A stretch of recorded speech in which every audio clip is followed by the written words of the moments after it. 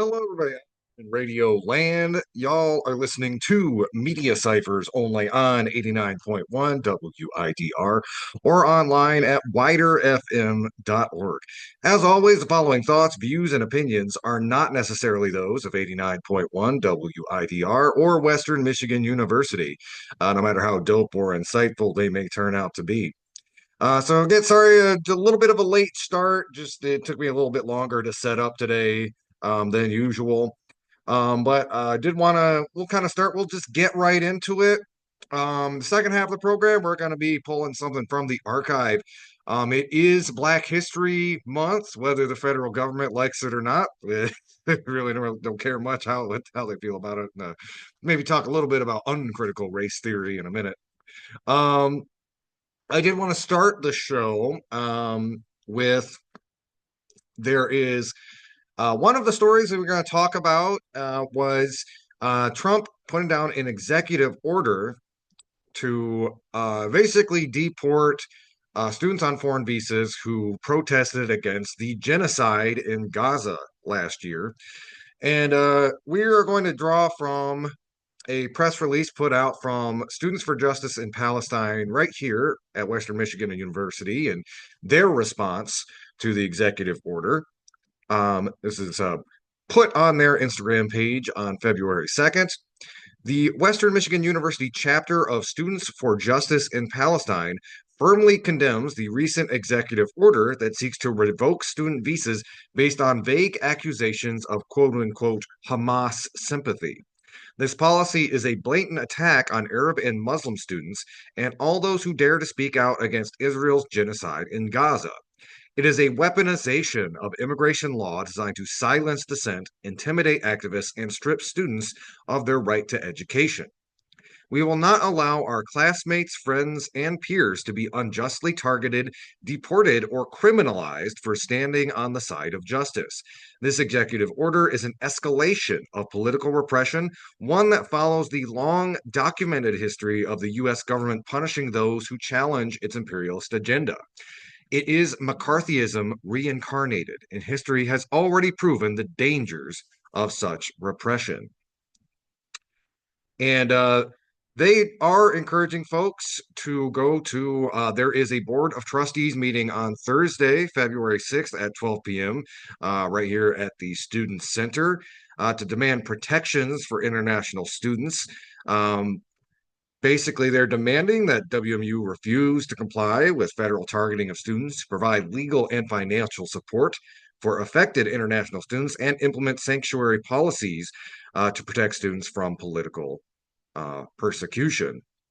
I also do want to make a fine point that for those of us, for you students out there who are not necessarily directly affected by this, you don't really have to worry about being deported.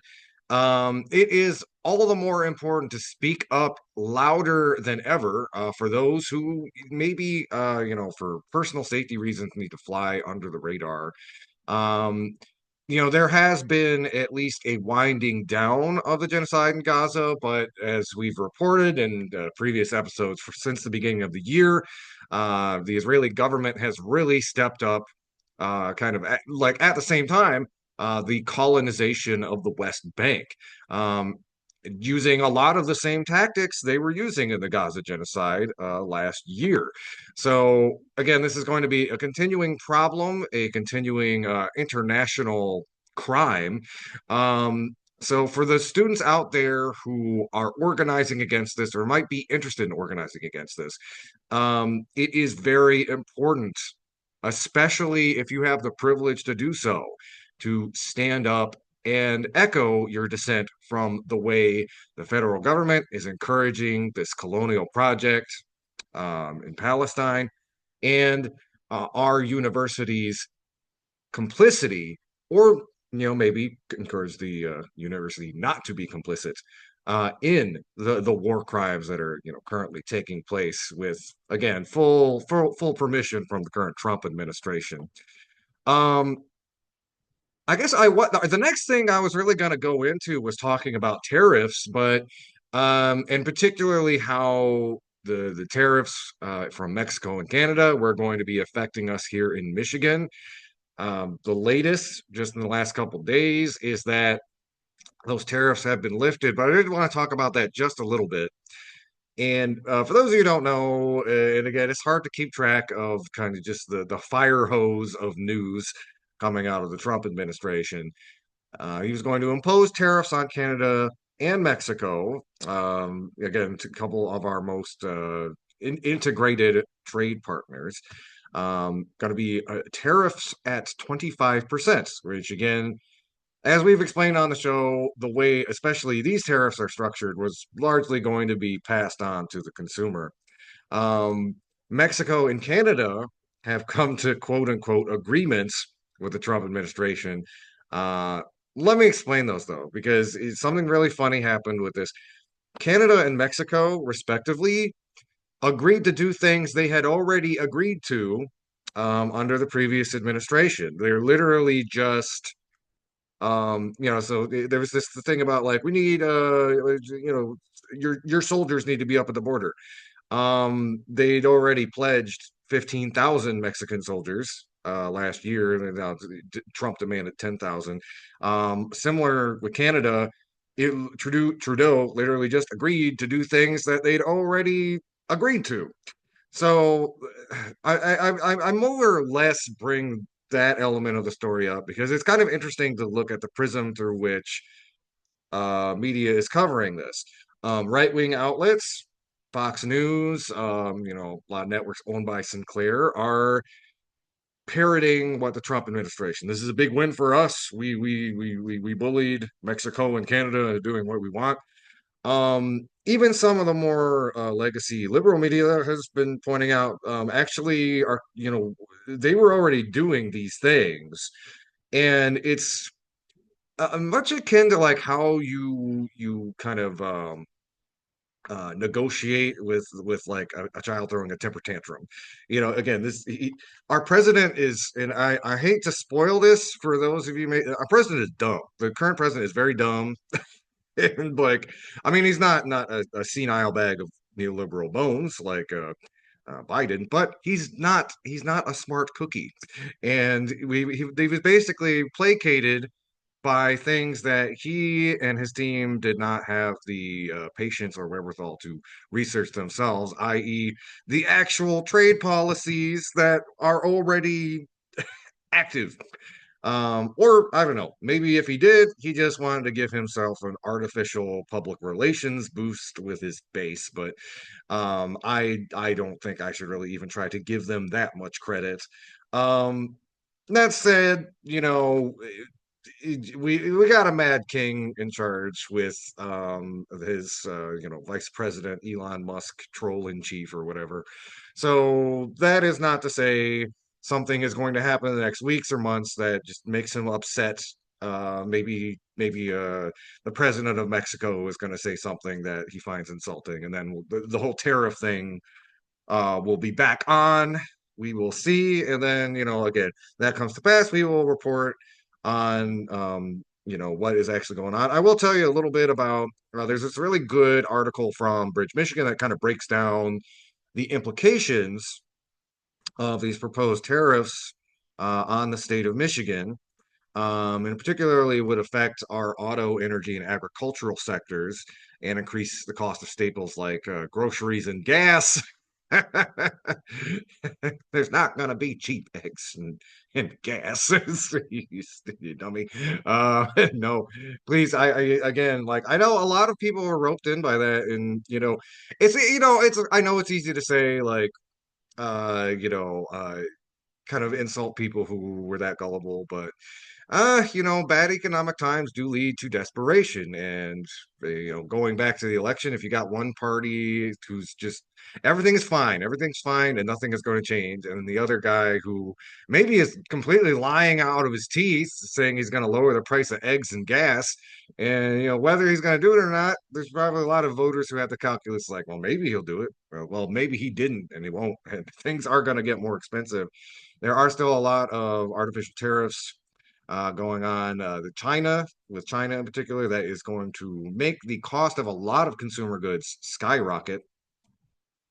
And in particular, if Trump gets mad at Canada again, Canada is Michigan's largest international trade partner. We import more than $50 billion worth of Canadian goods annually. That includes oil, natural gas. A lot of our electrical grid depends on Canadian energy, which again, as a leftist, I don't really like, but that is the current reality. Um, and yeah, if it, again, these kinds of things would just absolutely put Michigan's economy absolutely empty out the tank, so to speak. So yeah, again, we'll keep an eye on this story as it develops. I don't think we've heard the last of these tariffs. Maybe somebody will call him a not bad name, and then the president will throw another tantrum, and we will see what will happen to the price of our eggs and gas. So, you can check out that article if you want that really detailed, excellent economic breakdown. That's on Bridge, Michigan. Michigan braces for Trump tariffs on Canada, a $77 billion trade partner.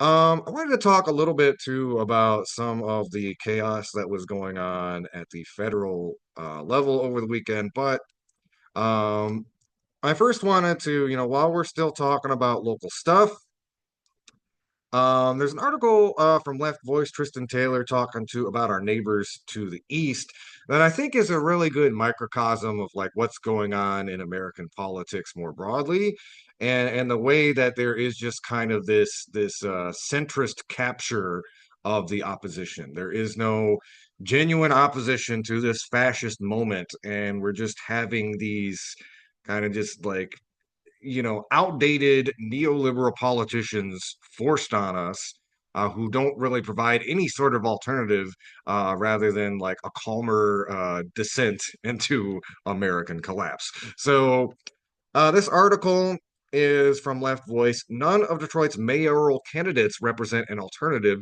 to the corporate driven renaissance. Everyone is wondering what the upcoming elections will mean for Detroit. For the majority black working class, the results won't change much. That is because those running for mayor and city council are not running on a platform that fights for workers' interests. Over the past decade, Detroit has been heralded as a comeback city experiencing a renaissance after decades of deindustrialization and disinvestment that brought it to the brink of collapse.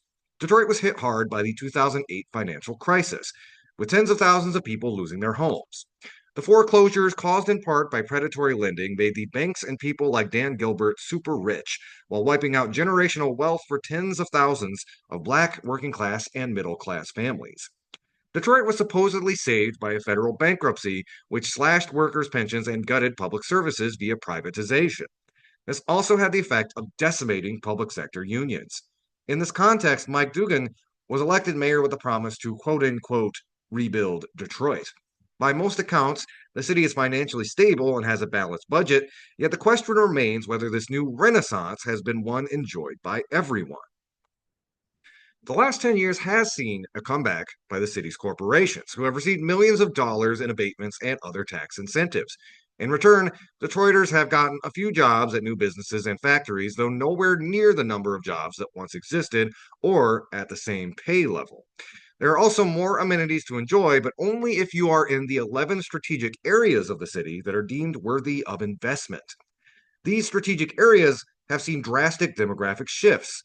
In the most developed places like downtown and midtown, there has been a huge decline of the black population and a huge increase of the white population. This is in contrast with the rest of the city, which has received no new investment. This led to a rise in inequality, a housing affordability crisis, and increased surveillance throughout the city, as well as continued issues with water accessibility and utility fee hikes. Even members of the Democratic Party have had to reckon with the growing inequality. Keith Williams, chair of the Michigan Democratic Party Black Caucus, told Bridge Detroit magazine that black folks don't get much out of this new renaissance. At the same time, Williams and the Democratic Party, who dominate the city and state government, have not only done nothing to stop the growth in inequality, but have actively supported the capitalist agenda for Detroit. The two main contenders for mayor might have different takes on Dugan's legacy, but neither of them are willing to challenge corporate plans for Detroit. Current City Council President Mary Sheffield, who officially launched her campaign in December, is a left leaning centrist who is sometimes quite critical of Dugan. The daughter and granddaughter of longtime labor and civil rights activists, Sheffield has been able to present herself as a progressive who fights for Detroit's majority black working class. However, she has a mixed record on opposing tax breaks for the rich. At the rally announcing her candidacy, Sheffield said that she understands the importance of collaboration, and I'm looking forward to working with all levels of government and in both parties to find common ground that will benefit the growth of our city. Many black, brown, and working class Detroiters know that there is no common ground with corporations, and that Detroit's renaissance has been paid for with exploitation and oppression. The other frontrunner is Sontel Jenkins, a former city council president who is currently the CEO of the nonprofit The Heat and the Warmth Fund. Jenkins, who officially announced her candidacy on January 14th, was an ardent supporter of the federal bankruptcy plan. She did not finish her full term and resigned to take the job at THAW because she believed Detroit was on the road to recovery. When she first formed an exploratory committee to run for mayor, Jenkins commented that Dugan has done a great job of getting us past bankruptcy and warned it could go either way if the wrong person gets into office. This illustrates her desire to maintain the status quo. While there are candidates for mayor that are to the left of Sheffield, none of them have a fighting program for working people in Detroit. The truth of the matter is this: the changes that Detroiters need are only achievable if Detroiters mobilize and fight themselves. We need to recuperate the city's militant tradition, a tradition strong on civil rights, labor, anti capitalism, and anti imperialism. The links to those traditions are weak, but live on via neighborhood and tenant associations fighting slumlords and millionaire development projects, community groups fighting for affordable water, utilities, or cultural projects fighting for the right to hold their events. This historical continuity is also expressed in the fight against police brutality. So, again, that was an article from Tristan Taylor on LeftVoice. None of Detroit's mayoral candidates represent an alternative to the corporate driven renaissance. That was published on January 29th. Just a couple of comments on that article, too. So, I think what it really illustrates, to me, especially like the tail end of that article, the importance of kind of reasserting and diving into our state's radical traditions. Particularly that we can get a lot of inspiration from the history of Detroit. I think of the Detroit's League of Revolutionary Workers. They were a very important militant labor union in the late 60s, early 70s, bringing that sort of kind of Black Panther energy to labor organizing in Detroit, and they're very effective. And particularly at that historical moment, there was definitely a need to bridge those sort of labor grievances, the dynamics of racial capitalism with a more explicit anti-capitalist critique. And that is the kind of push that we are really going to need in these next couple of years. Not something that is simply trying to negotiate more crumbs from the CEOs, but something that is going to try to reassert the relationship and the power of labor. Because if we, again, we don't do that, we're really past the age where we could just ask for things politely. The federal government is in the process of trying to strip the copper wiring out of the walls, the metaphorical copper wiring out of the walls of the U.S. government. So again, the only way we can kind of change that dynamic, and I really believe this, is with people power, and we can draw a lot of inspiration from the history of militant labor activism, in Detroit and all over the state. We're going to take a quick little break here. Y'all are listening to Media Cyphers only on 89.1 WIDR or online at widerfm.org. You can also find us online on Facebook, YouTube, or the Media Cyphers podcast, which you can find on most podcasting apps. Keep your dial locked. This is Media Cyphers, your source for political revolution. Hello, everybody out there in Radio Land. Y'all are listening to Media Cyphers only on 89.1 WIDR or online at widerfm.org. So I wanted to kind of pivot next to some, again, disappointing moments in Michigan and national politics.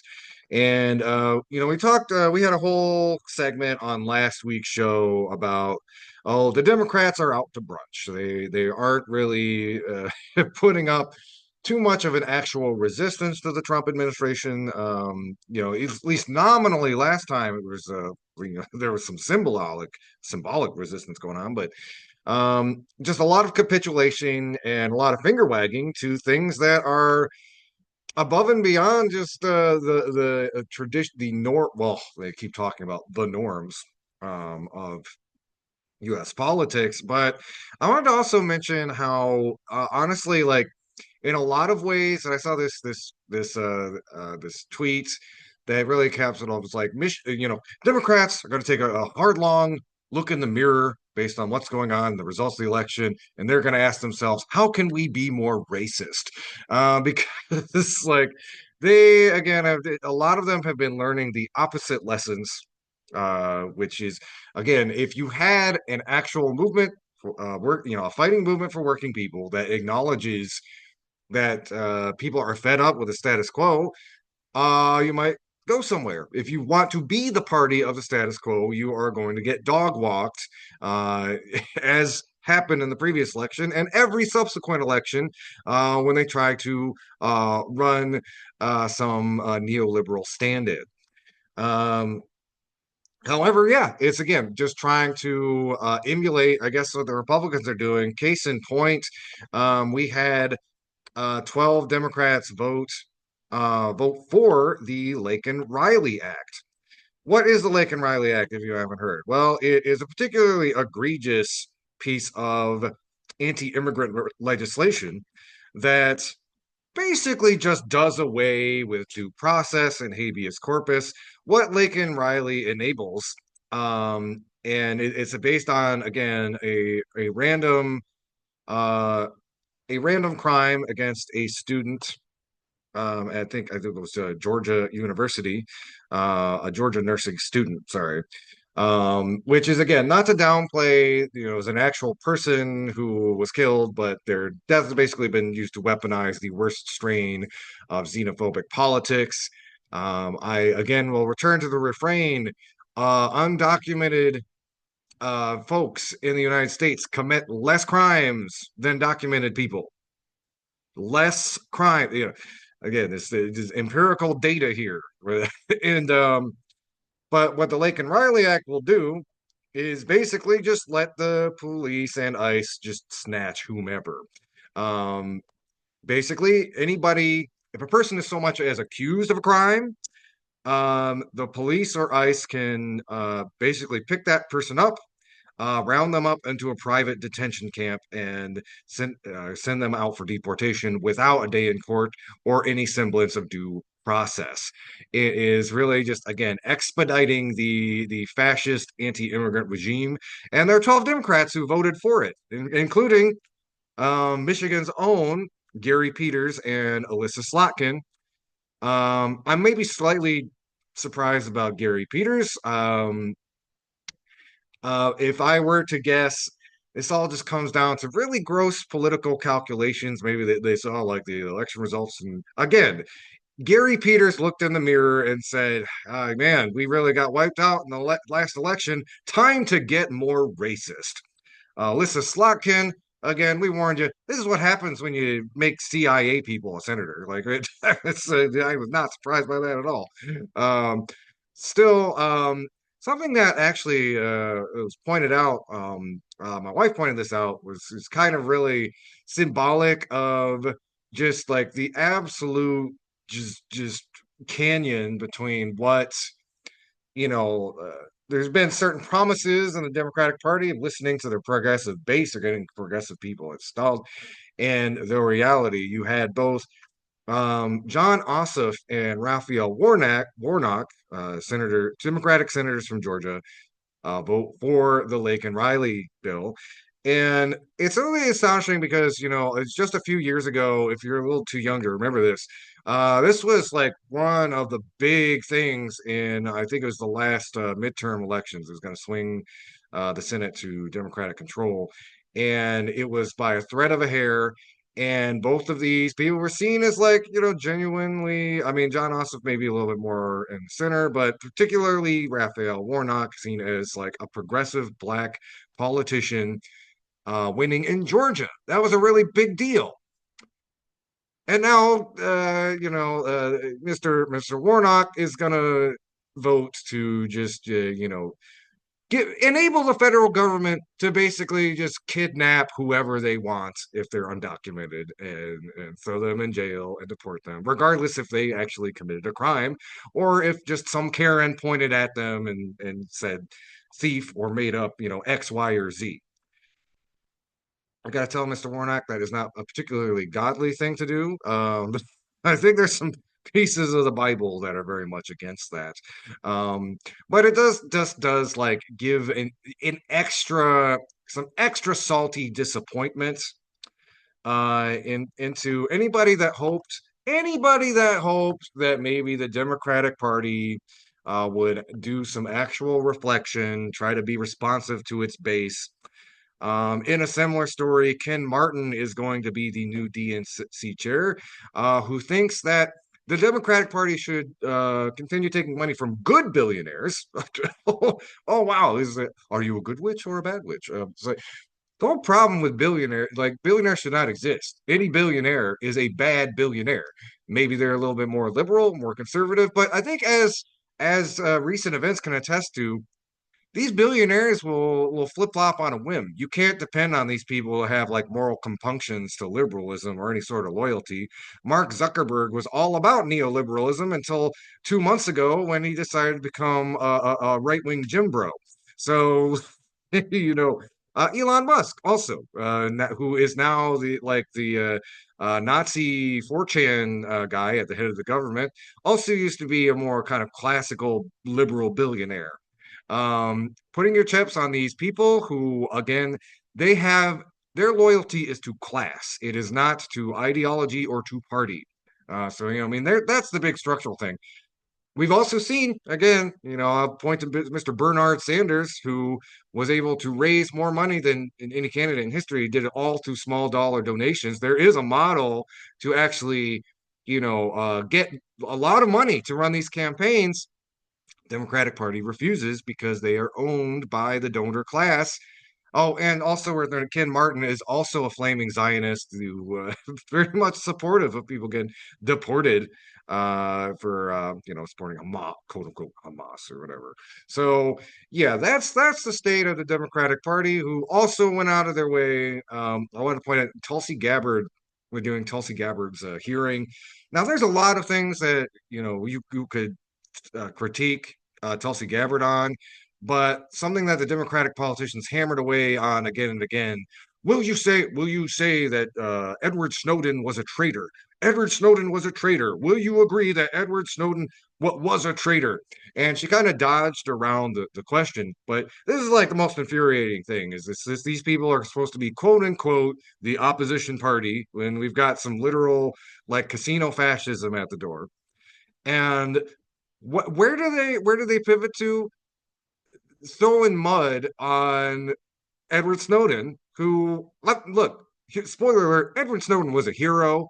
Some of our younger listeners, he revealed that the NSA and the rest of the federal government was running a unprecedented surveillance dragnet on Americans 24/7, 365, 7 days a week. The initial story when it dropped through WikiLeaks and The Guardian, it was the story of the decade.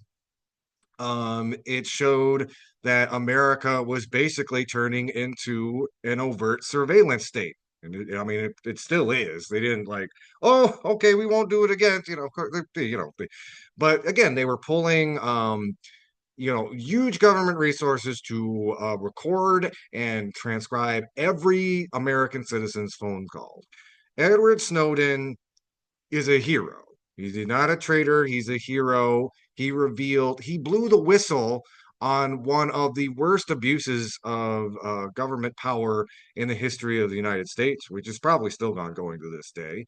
Um, And don't just take my word for it. That has also been echoed by other famous whistleblowers. Daniel Ellsberg, good company.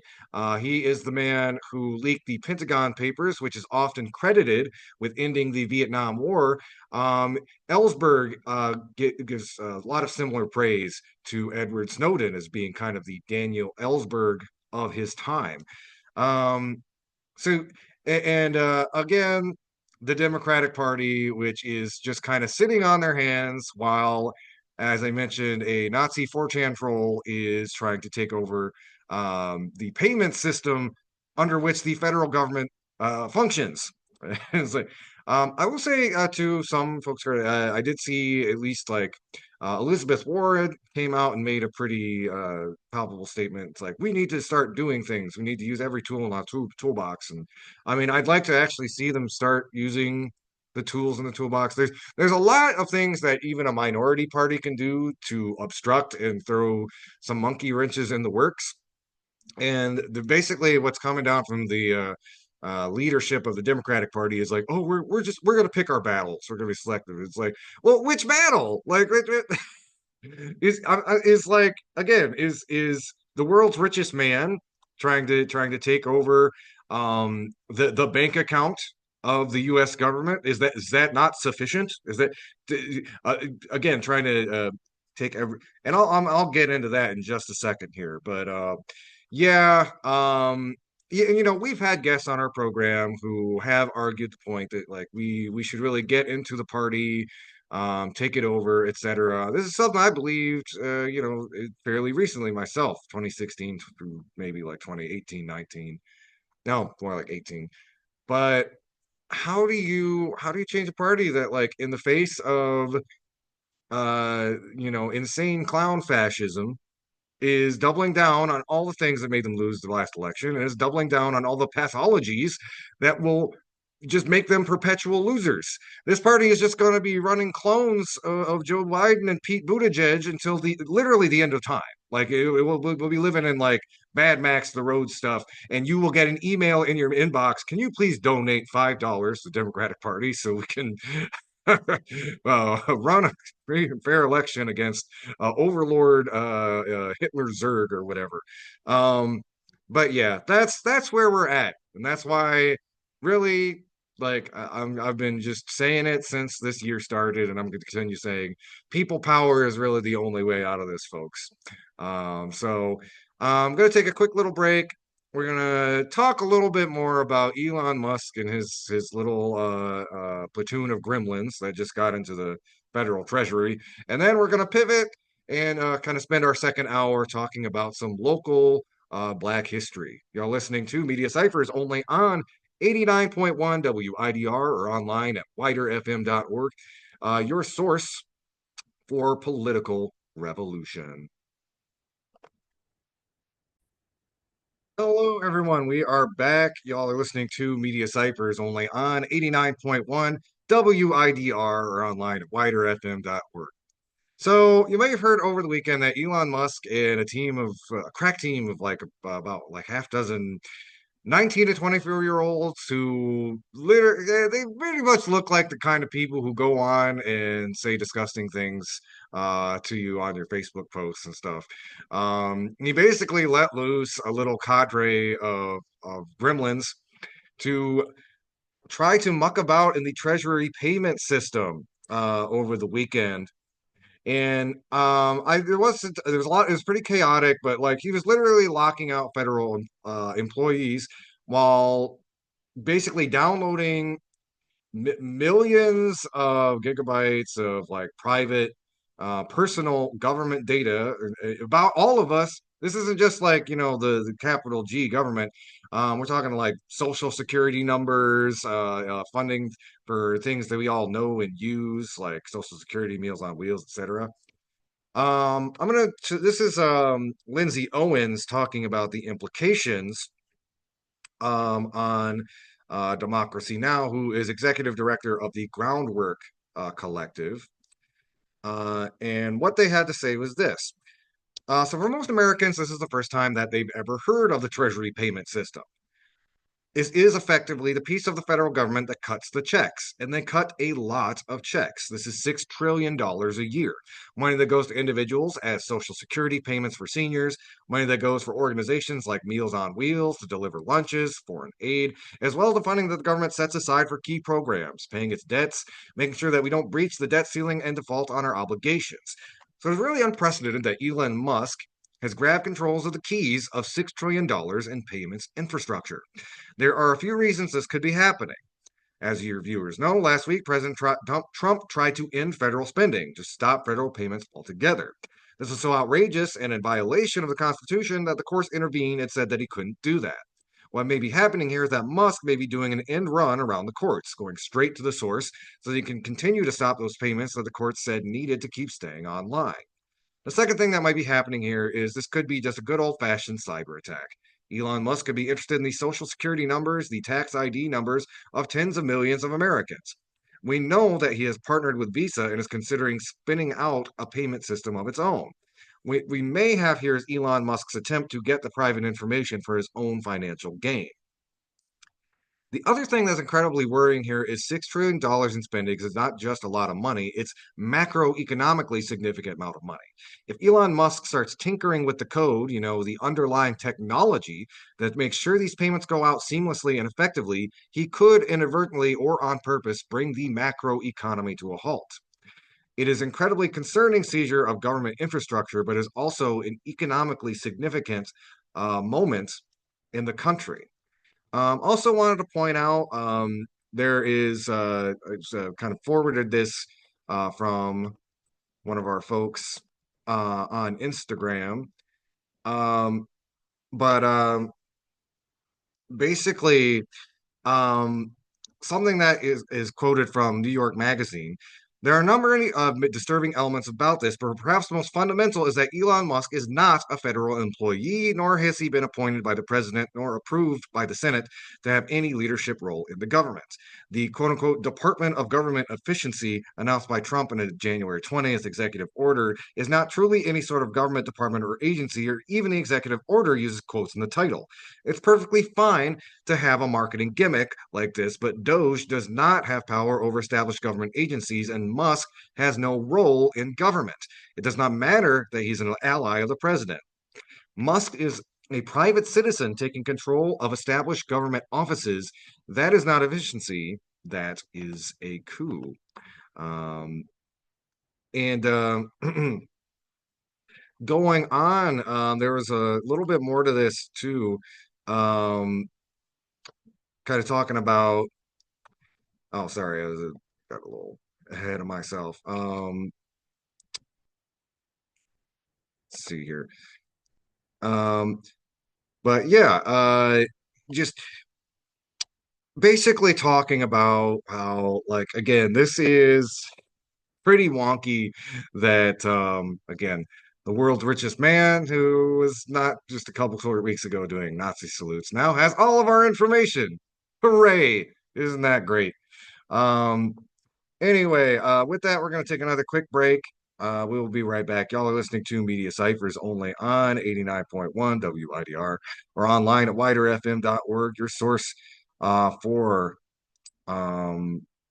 political revolution.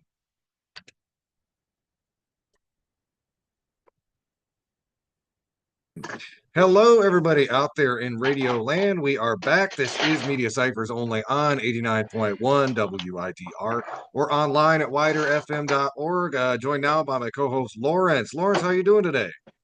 A little tired, but other than that, I'm good. If I sound a bit distant, I'm multitasking, trying to get my lunch and get back to work, pretty much. All right, But yeah, anyway, fair. wanted to So I know we stop got in you for a little bit, but what did you want to hit on while we got you on air with us? man, there's a bunch of things. The inadequacies of the Democrats. Um, there's a boycott movement that's going on that's being led by Senator Nina Turner of Walmart and Target and other multinational distributors like themselves who have now backtracked on DEI on like DEI practices and things of that nature, which We did we can not know have that. a whole conversation uh, about why corporations will was doing it in the first place instead of like what it actually it's a substitute for actual class solidarity or actual equality. But now since they've backtracked on even that symbolism, people are now calling for boycotts. They're calling for boycotts and divestment from these organizations, right? Hmm. Um, I mean, that's a whole story that we have to talk about. The Grammys basically being a wonderful night for everybody who doesn't like Drake. Uh, and man, a third plane crash. We've had three outside of the tariff nonsense that's been happening, and how if you've watched the NFL, if you watch the NBA or NHL, whenever the Star Spangled Banner is played, especially for the Toronto Raptors or any of the Canadian hockey teams, they start booing. Yeah. Like Hmm. that's a whole thing that's been happening now. But yeah, there's a lot that we could talk about. What you want to hit on? Oh, and also happy Black History Month. Even though Black History is every day, we don't. It's every single day, but we're gonna celebrate this month just so you know. I'm gonna celebrate it extra this month. Just Yeah, kind we of fight celebrate back against extra. that uncritical racist nonsense. Um, Oh yeah, oh yeah. So with that, I think so probably like thing you brought up, like maybe we could do something later, talk about the Grammys, and then the whole kind of response to the anti-DEI stuff. I think that's kind of important to talk about, especially right now, with yeah. again, So let's talk about the protests and what's been called for. There are multiple groups led by multiple different organizations that are being led by a number of different people. Senator Nina Turner went on Roland Martin's show, Roland Martin Unfiltered. Shout out to Roland Martin and other content creators like them, uh, and other journalists like them covering the story. Uh, the protest is basically saying, hey, the small symbolism that you were doing before when it came to DEI practices and things of that nature, they were small trinkets that we were asking y'all to just be better with your hiring practices, how you deal with discrimination, just how you deal with giving products in your stores to people of color and others who usually do not get the same uh, experiences and or uh, benefits from multinational corporations, right? They have to work twice as hard to get not as much, right? Mhm. And now those organizations are saying, hey, we don't even want to do that or even try to pretend anymore. They don't even want to pretend like they're trying to be fair with their practices when it comes to DEIA uh, initiatives. And again, I want people to understand when you hear people say DEI, they're not just talking about Black folks.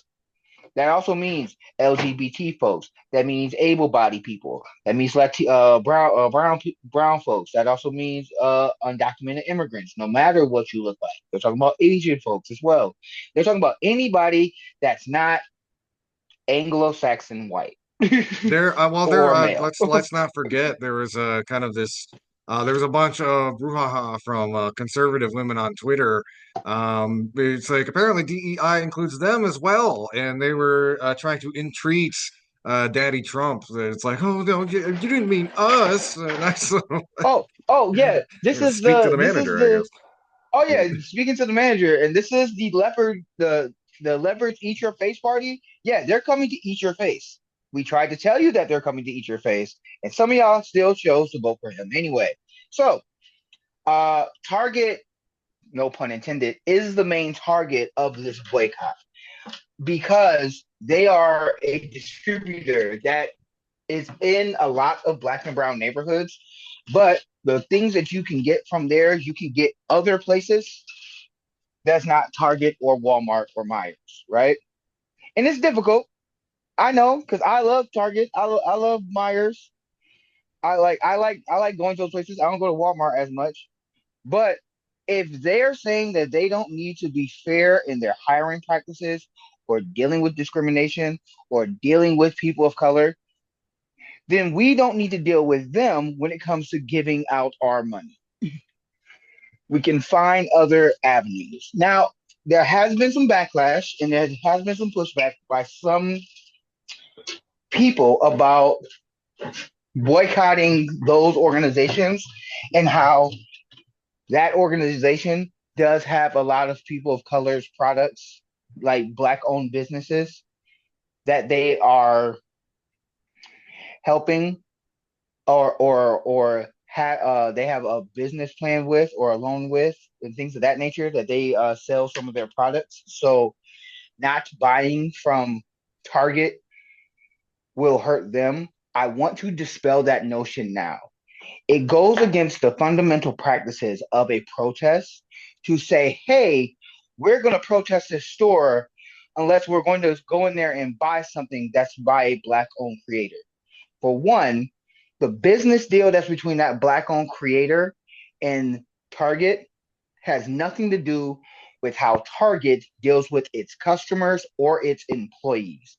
Second, you're choosing that one owner, that owner who is an elite or may not be an elite over the benefit of Target using its practices and its standards on how it treats its customers, how it treats its employees, and you're sacrificing all of that which we're trying to get so that one person who is selling something in the store can make a little bit more money. It is a selfish way of looking at collective action in our body politics. Do not believe the hype.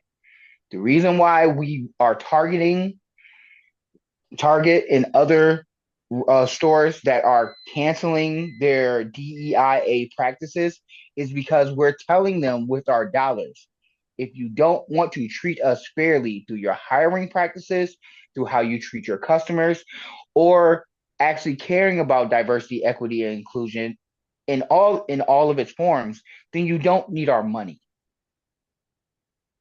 100%. And I think really the only thing I have to add is I think we've talked about this before on some shows in the past talking about like rainbow capitalism or this kind of inclusive capitalism and the main calculus they run by. And some of you may remember back in 2020 where it was kind of ridiculous seeing like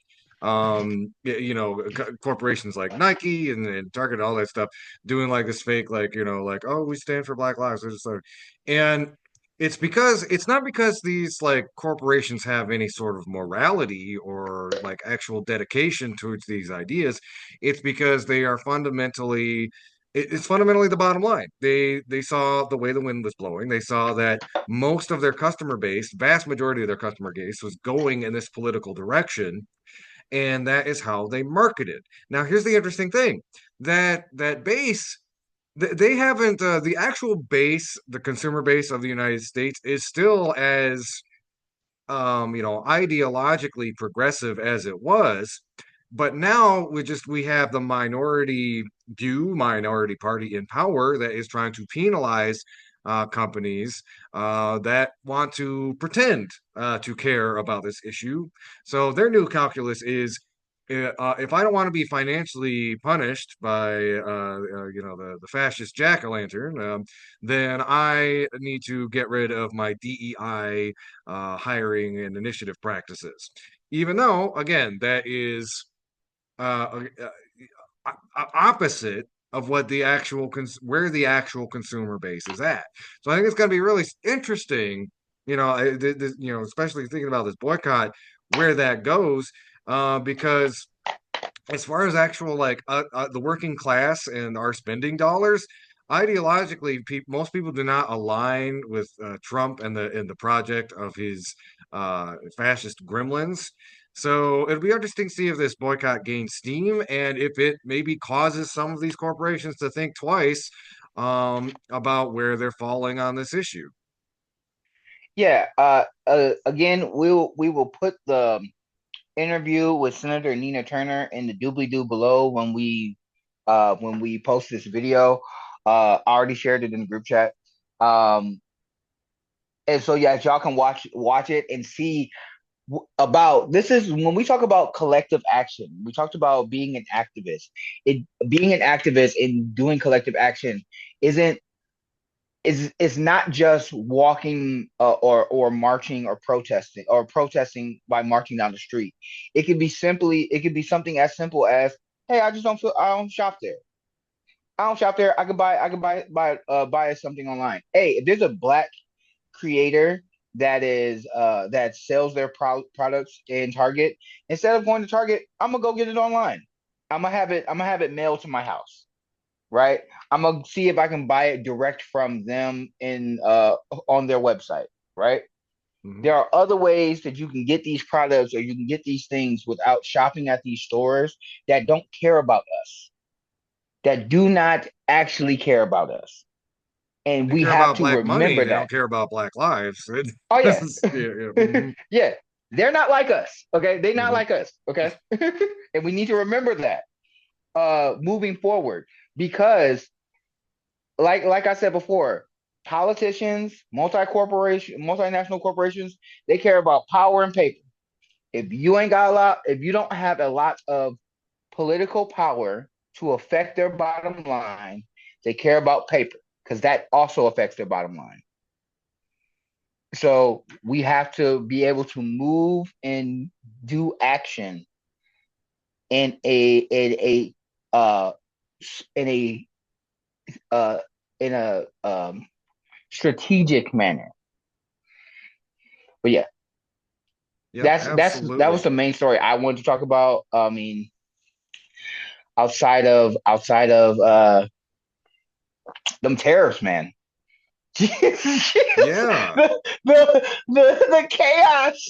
The chaos that 45 has been doing, or So I talked 47. about a little at the top Oh, of the show, and like mostly it was because like I mean the hilarious kind of epilogue to the story is that both Mexico and Canada got Trump to back down or declare victory by promising to do stuff that they had already promised to do. Um, I but think the other thing. Okay, so this is my conspiracy brain thinking. So conspiracy. This is conspiracy Lawrence talking. We saw that the market started to crash, right? The this and this is what and as we understand, 80% of stocks is only owned by what 10 to 20% of the American people, mhm. right? We saw that a lot of stocks started to crash because of this a trade war, not trade war, right? What I believe, and this is just my conspiracy brain thinking, is that Trump and his allies knew that this was going to happen. They knew that a lot of their corporations that donated to their campaign, they knew that certain companies was going to bottom out, and then they bought those stocks so that when Trump says, "Hey, I fixed the trade war. I fixed it. I fixed it. I made them do something." He could say that he got a victory, which he really didn't get a victory. He really didn't get anything. But they bought up all the stocks that bottomed out. In my opinion, in the same way that Elon is now going to and is actually committing federal crimes on a mass scale with Doge, and that's a completely different conversation. I think that the White House and Trump and his friends, I think they orchestrated this not in a genius way, but in a chaotic way. They was like, "Hey, how can we manipulate the market to make more money? The best way we can manipulate the market to make more money is to have these stocks or have the stocks crash, buy them when they're low, and then sit on them when they get high again. Because we're gonna stop the trade war as soon as we get done buying all these stocks that bottomed out."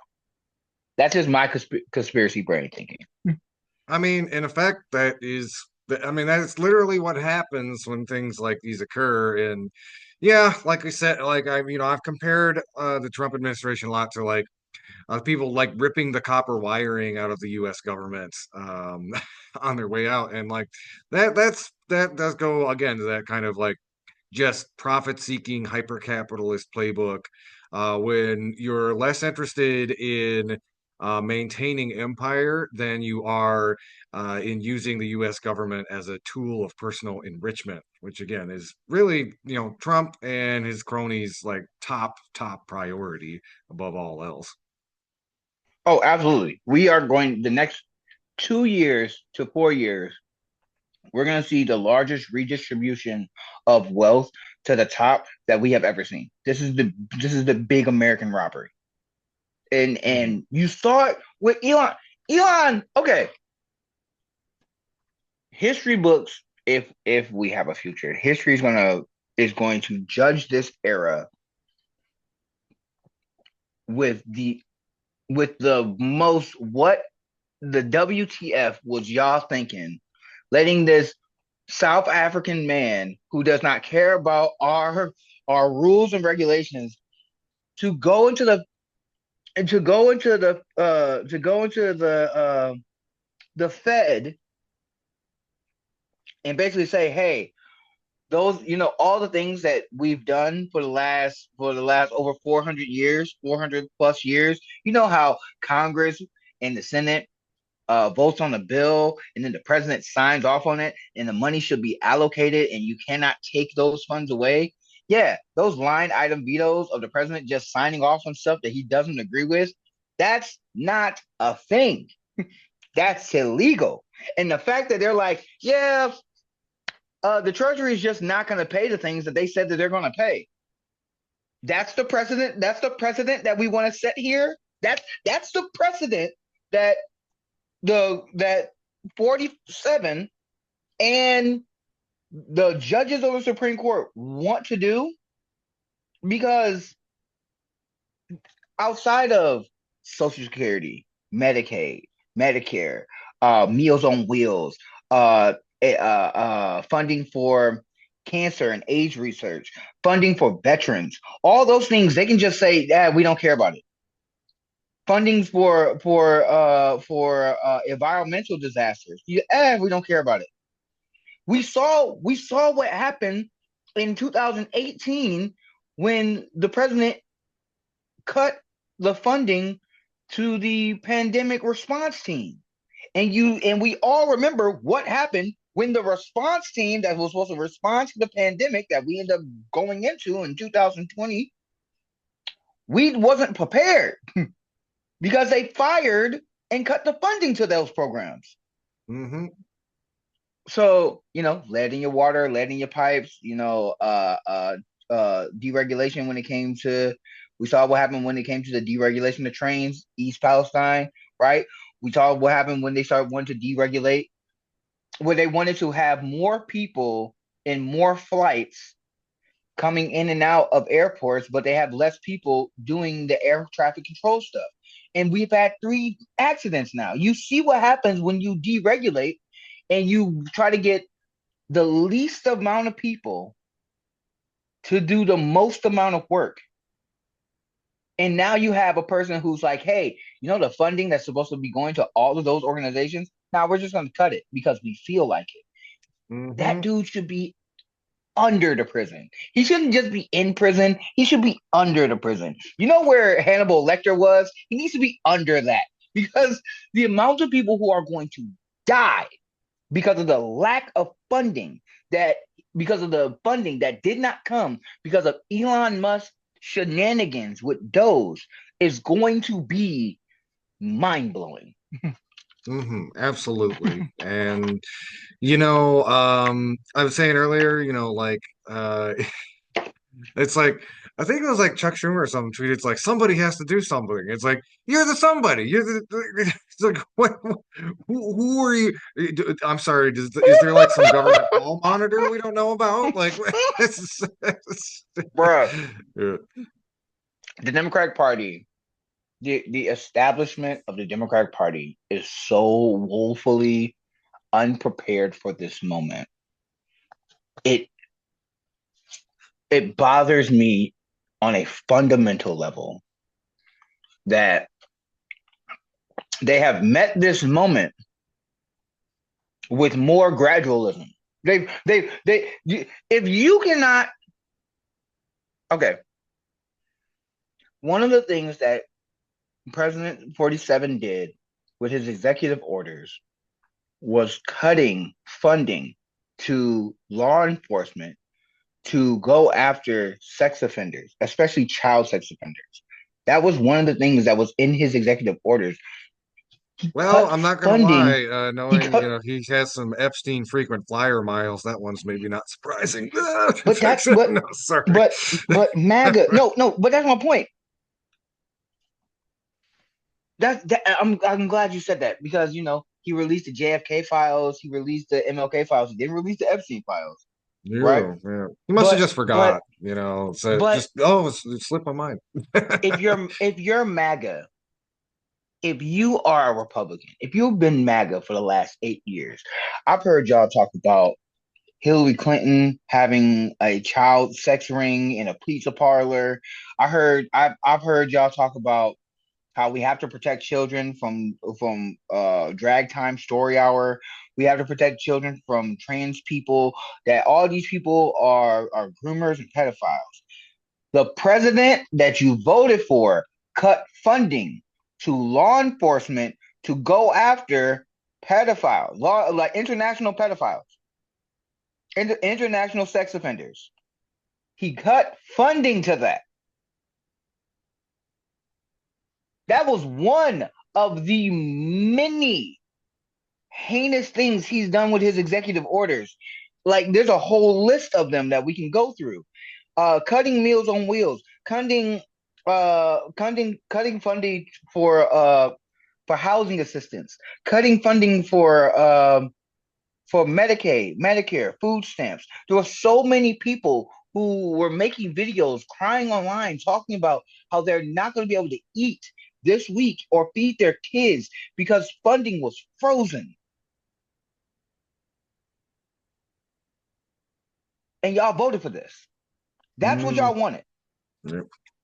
How does that make America great when children are going hungry because their parents can't get the assistance that they need?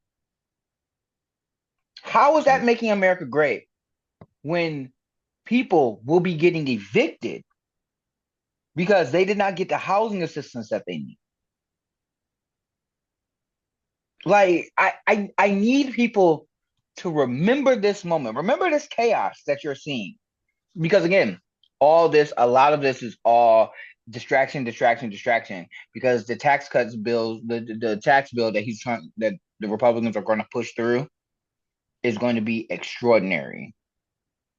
And we don't have a Democratic Party, and this goes back to the Democratic Party. You're supposed to stop this. You are not supposed to be the Washington Generals to their Harlem Globetrotters. We need you to be an actual NBA team. We need you to be the Golden State Warriors. Remember when the Golden State Warriors looked like they you couldn't stop their defense, their defense was incredible. We need you to be them. We Yeah, need you to but I be mean, them. to push the basketball metaphor, it's more like the coach of their team is being paid by the owner of the opposing team to make sure to perpetually bench all of their best players. So, again, you just got, like Bernie, Sheeta, all of them just like twiddling their thumbs on the sidelines because, again, they don't want to win.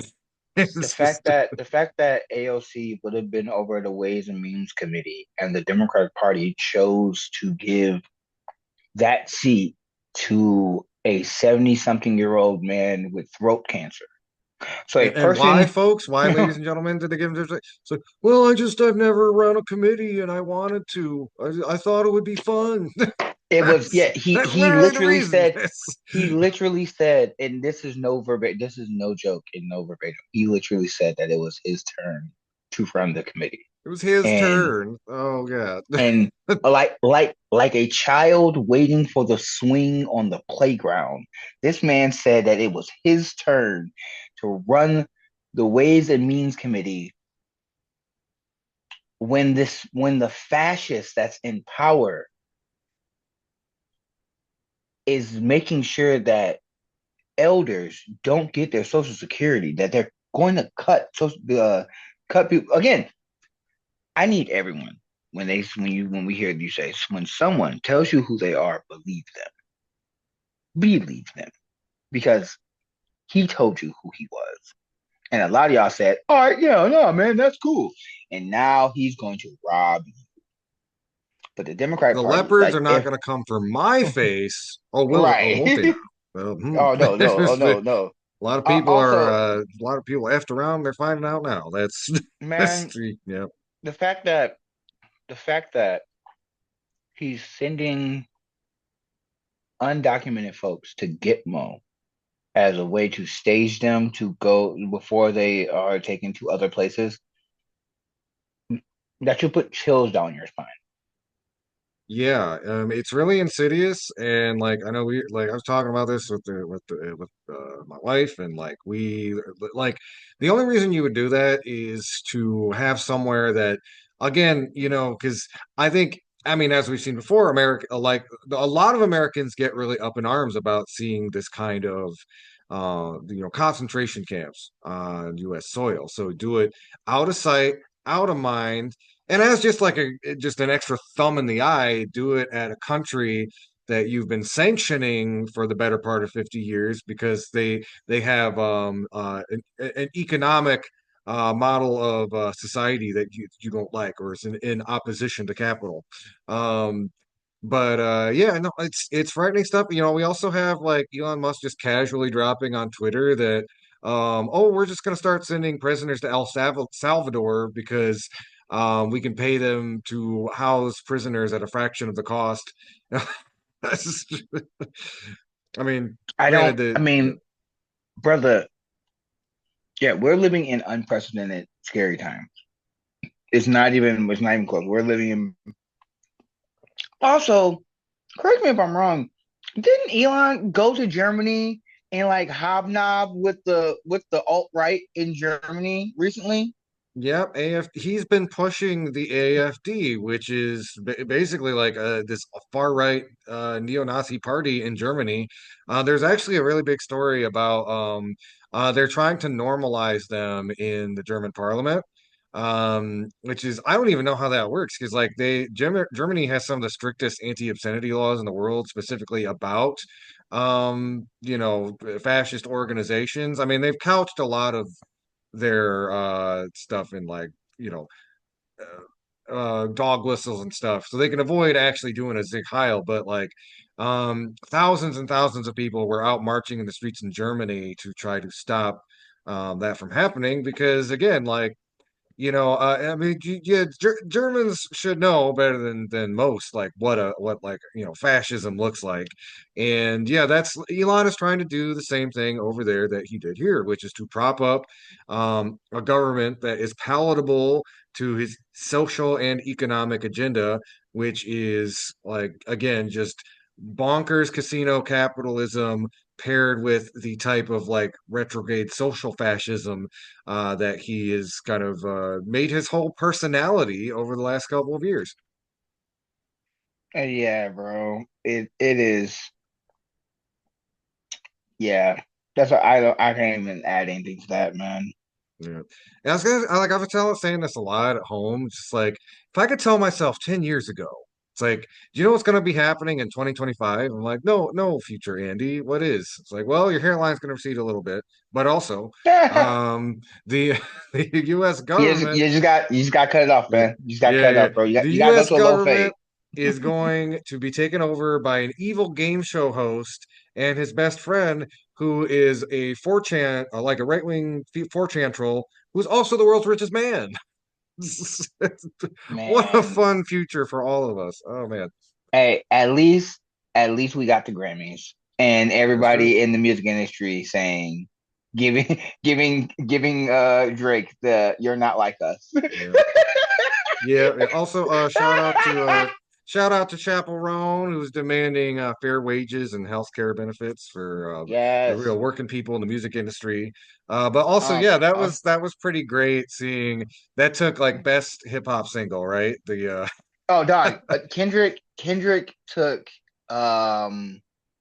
Okay, so outside of that, the fact that Trevor Noah's always funny and he's always awesome. His podcast is actually funny. If you haven't checked out his podcast, definitely go and do that. Um, K Dot took 5 of the 7 awards. I know he took Song of the Year. I think he took Album of the Year. I think he took Best Rap Performance, Best Male Video, and Best Male Performer. I think he took all those categories.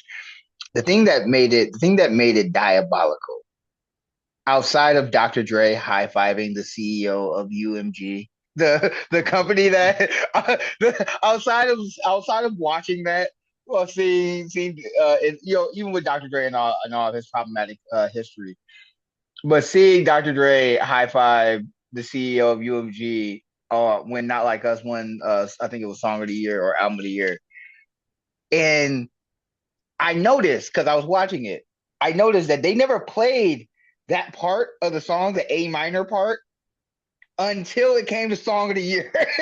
It was diabolical. When I say diabolical, because not only was everybody in the audience singing it, the entire audience, and again, that audience isn't a regular, hey, we're gonna go to a auditorium or a stadium and you just have regular fans. Everybody in that audience was a performer in the music industry, and all of them in unison said, "Amen." I was like, diabolical, diabolical. That's unforgivable. but I mean, yeah. I mean, Beyonce won country album of the year and country song of the year with That, Cowboy we Carter. almost forget like that seemed like 100 years ago, but that was such a big contentious moment in, I don't know if you want to call it the culture war, but definitely like made a big cultural splash. Like Oh, dog, it's a lot oh, of dog. people were very I feel gatekeepy like about. Shabuzi at the American Music Awards got snubbed. I feel like he got snubbed for Best New Artist this year, but that's just my opinion. But Beyonce getting her album of the year. I think she got album of the year. I think she won album of the year. I'm not sure. I know she won country album and something else. But yeah, the Grammy was dope. This Grammys was actually worth watching because the other ones were not. But this one was. And it was basically like, hey, Ayo Drake, do not like us. Just rubbing salt on the wound. Oh, oh no. Okay, here's the question, because I know that we do a lot of political talk, but me and you are hip hop heads. Here's the question. I know last night was music's biggest night, right? Like the Grammys supposed to be the music industry's biggest night. But the Super Bowl's coming up. That's true. Yeah. What's going to hurt worse? Get watching what hurts worse? That that that on first person shooter, Drake says we biggest the Super Bowl, and then Kendrick performs at Super Bowl and he's the headliner. He's not a featured artist like he was when Dre performed. He's the headliner. Yep. What hurts worse? The only thing that can hurt worse is if, because it's in New Orleans, Kendrick Lamar brings out Lil Wayne to come and perform. Like if he brings Yep. out Lil Wayne to come perform, I'm like, oh, diabolical. Yeah. Oh man. Anyway, Yeah, I'm not interested in either of the teams, but I might. I do want to kind of check out the halftime show. It's going to make a lot I'm of people only upset, including probably Drake, 'cause he's going to be sitting at home, being like, "It's like, I how am does this my only life?"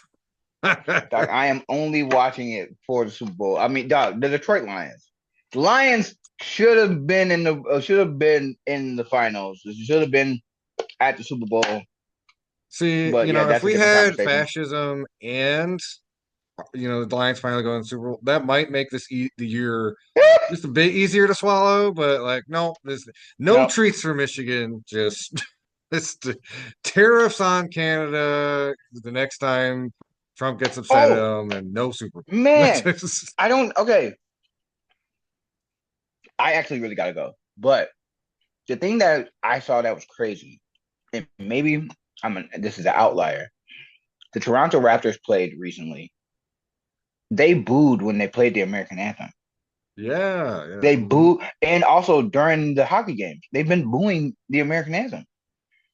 Like you can That's really say what you want. unprecedented because, like, usually U.S. and Canada, regardless of the administration, are like this. And yeah, It, it's like Trump. It's just interesting to me how much Trump has really just gone out of way to piss off countries that usually are on board with our nonsense. It's just dog, the I'm you say what you want about Biden. Say what you want about Biden. And we've said a lot about the Democratic Party and how they we sure suck have. as an organization, as a company, as an organization, and as a whole. He was never this down bad when it came to other countries. Oof, no. He was never this down bad. You could say what you want, but nah, he was never this down bad. Joe But anyway, Biden was I gotta like go. that friendly, senile old man at your retirement home who he forgets things and he goes on long rambling stories. Trump is the grumpy one who will like go sit by all of his old friends and just fart and just just he just oh no. Oh no. get out of the room. I want the TV to myself. Oh no. Oh no. Anyway, I gotta go. Peace, love, all that good stuff. I'll holler at y'all. All the stories that we talked about and some stuff that I referenced, I will make sure to share and we put in the doobly doo below. But yep, I gotta go. Peace, All love. right. I'm Lawrence, out. great. Thanks for joining us. I think we're going to be wrapping things up too. Everybody, thanks for listening. Has been Media Ciphers, only on 89.1 WIDR or online at widerfm.org. You can also find us online at YouTube, Facebook, and the Media Ciphers podcast, which you can find on most podcasting apps. Everybody, until next time, keep on fighting for that revolution solution. If you're listening on Wider, stay tuned. 10 minutes. Electropop therapy is next with DJ Danger Groove.